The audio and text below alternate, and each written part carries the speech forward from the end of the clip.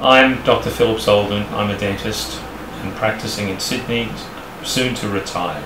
I was raised Orthodox Jewish. We kept Shabbos and I went to Cheder, Yeshiva. We kept all the holidays. We kept a very kosher home. I learned with rabbis. The Bible per se was probably something that I was not very familiar with. My parents are both Holocaust survivors.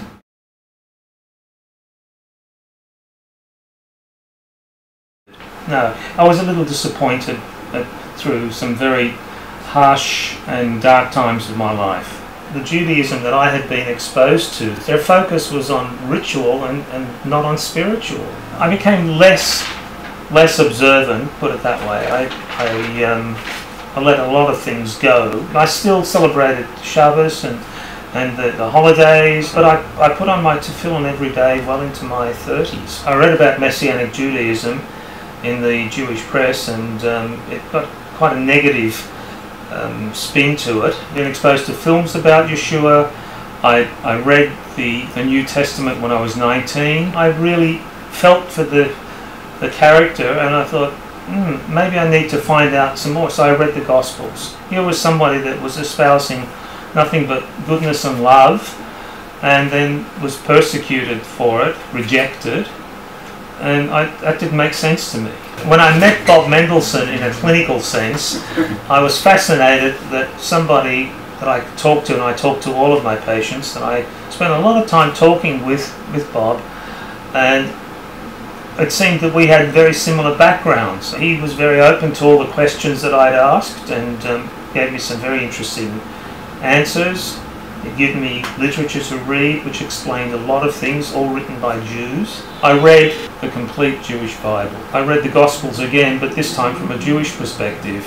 And I thought, yeah, there's definitely something here. I was in hospital. I was in intensive care after an 8+ hour operation on my back. I awoke and I found Bob Mendelsohn by my bedside, and I looked up and he came and he said, "I've just come to pray with you." And he prayed the prayer, one of the blessings out of the Amidah, and which calls for healing the body.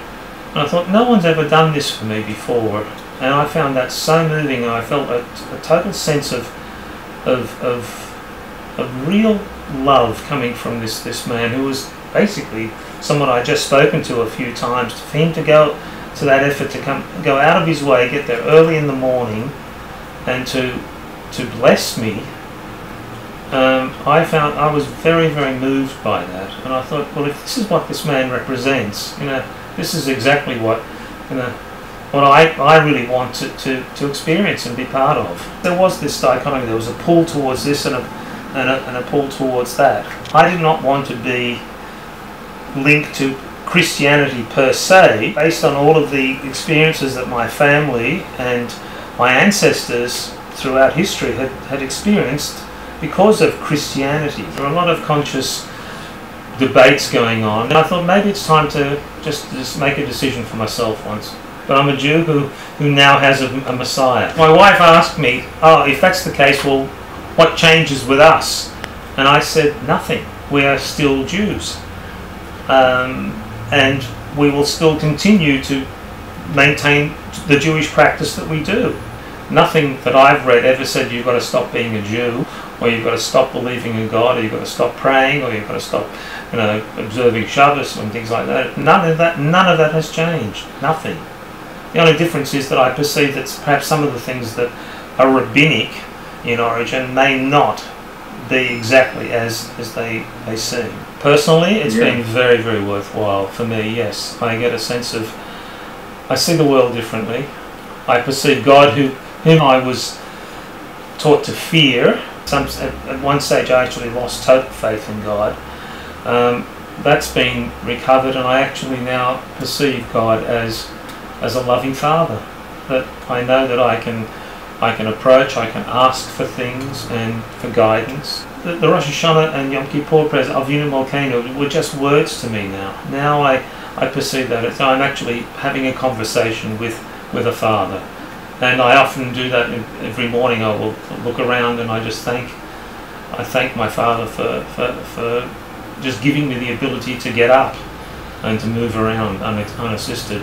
thinking back how I was bedridden that time. Forgiveness is a very, very interesting thing. I would keep a record, and I would end up feeling resentment and anger, and it'd bind me up. It never hurt anybody else. It would just bind me up. And I thought, well, you know, this is different. So yes, I have found peace. I found a lot of inner peace. I think forgiveness is, for me, is not forgetting, but removing any kind of emotional attachment, any kind of emotional pain or anger or revenge, anything like that. No, that's gone. I don't know what the future holds, but I know who holds the future. I'm Dr. Phillip. I'm a Jew who now has a Messiah. Yeah.